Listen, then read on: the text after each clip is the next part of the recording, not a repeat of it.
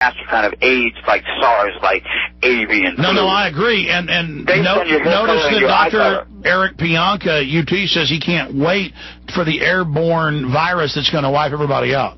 Well, so the airborne virus is a result of the aerobiology programs of the United States of America. If the people review the aerobiology programs of the United States of America, we'll see indeed the effing nature of some of the chemtrails that you so highly speak of yourself. The chemtrails are just a portion of the aerobiology. Indeed, if they can blow it through the air, it's a whole lot easier than tearing down the skyscrapers, sir. Sure. It's airborne.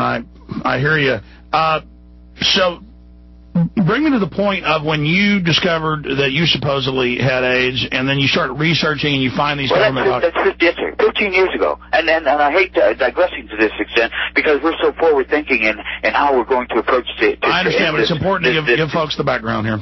Yeah, sure. Well, you know, all of that's on the website. The background is the future, sir. The cure for AIDS is U.S. patent number 5676977. Personally, Alex, I took it 6 years ago. November 19, 2001. This is my 6th anniversary on the one dose of the AIDS cure, patent number 5676977. Yeah, but you've already had it years before that. So that's another issue. Yes, sir. They tried to kill me. People die so quickly in Africa, but they don't here. Well, you know, we're not talking about the beginning of the pandemic anymore, sir. This is my 15th year. Back when I was diagnosed, whether it was a false positive or not, I'm willing to debate. But when you were given that diagnosis in 1992, sir, you only had a year and a half to live. It is all by design. It shows the true, as you say, evil inherent nature of a false government with a curtain of AIDS. But we are now waking up from the poppy fields of HIV and AIDS. The people are now seeing the evidence and assessing it for themselves. The whole world is a jury.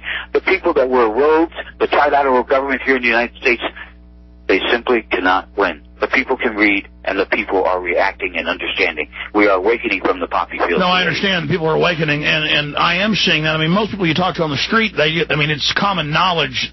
They can't tell you why they know. They just heard that AIDS was manufactured in a lab. I mean, back in the 80s, back in the early 80s, Frank Zappa said it was engineered. Well, with your help, sir, there was a parallel program that was ongoing at the time. The science papers reflect that. I'd be happy to, let's go over the documents and then talk about the solution. We give the citations and the references. A 1971 paper called Special Virus Cancer Program, Travails of a Biological Moonshot. Anyone can Google it. Will show that indeed viruses were created under this special virus program in their own time frame. Now, as we review and trying to look back, we know what we're looking for. The ESP-1 virus created by the United States is a synthetic biological agent that was created that is now we call HIV. It is the ESP-1 virus that is HIV. And how do they make this virus? What's it made up of? Well, again, it's the MD Anderson report within Progress Report number 8 of 1971. How it's made is, I guess, a pleural effusion is something, and I'm not a scientist per se. I'm just a person that has read some of the documentation and tried to regurgitate it, if you would. But something called a pleural effusion from a 5-year-old black child in Texas. Okay, explain that to me. Yes, sir. The virus particle was isolated in a 5-year-old black child in Texas, then developed into the HIV enzyme or the HIV virus as we know it by that name. But it was shipped to Pfizer, the vaccine developer Pfizer, and that's in the progress reports too. What these progress reports show are a narrative, detailed explanation of how every experiment connects and fits with every other experiment and every contract of the development of the ESP-1 virus. Any review of this federal program, any cursory review will solve an HIV and AIDS. No, I've read the 71 document, and I've read the Navy documents, and I've read where Congress funded the development of autoimmune viruses and successfully developed them, and I've seen the purchase orders where they admit that they developed thousands of gallons of it. Okay. And I mean, as you reported, crystallized so they could then deploy it. Yes, I'm trying to, just for the average person driving along, to make it simple for them. Here is for the average person driving along. In the 2003 State of the Union address by our president, he stated that AIDS was a plague of nature, and he said that the CIA had reviewed his statement. Well, if AIDS is a plague of nature, then where is my government synthetic biological agent that was funded on June 9, 1969, that depletes the immune system, sir?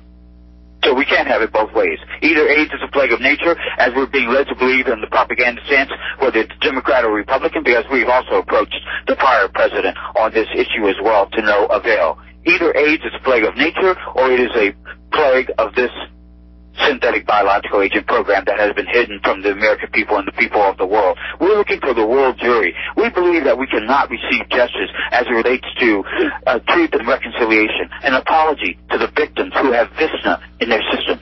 A swab test for Visna, my friend. If you test positive for Visna, the Icelandic sheep disease, you deserve an apology and reparations. The AIDS reparation issue will dominate the rest of this century. So you're moving a little quick for me, even. You just said something about Icelandic diseases. It is called Visna, sir. V-I-S-N-A. Yes, I'm familiar. Specifically, what are you saying? No, I'm saying what they are saying. According to the top electron microscopist of the United States, I'm not sure if I pronounced that one right, but it doesn't matter. Go ahead. Dr. Matthew Gonda and Dr. Robert Gallo and the National Academy of Science. HIV evolved from the Icelandic sheep disease. It has nothing to do with monkeys or Africans. How does an Icelandic sheep disease originate in an African monkey disease? It just doesn't. The Visna sequence is in HIV alone. But here's the mystery and the miracle, and thank you for asking. This is very important. In the progress report, page 39 in 1971, you have the progress report. They say that Visna has not yet, meaning it will be, but Visna has not yet been associated with human disease.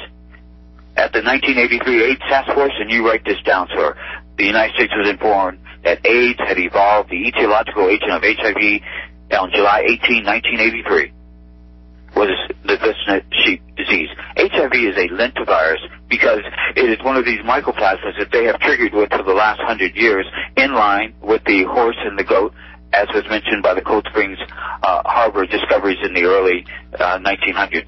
So how could HIV be a mystery if indeed it's linked to animal diseases from the early 20th century?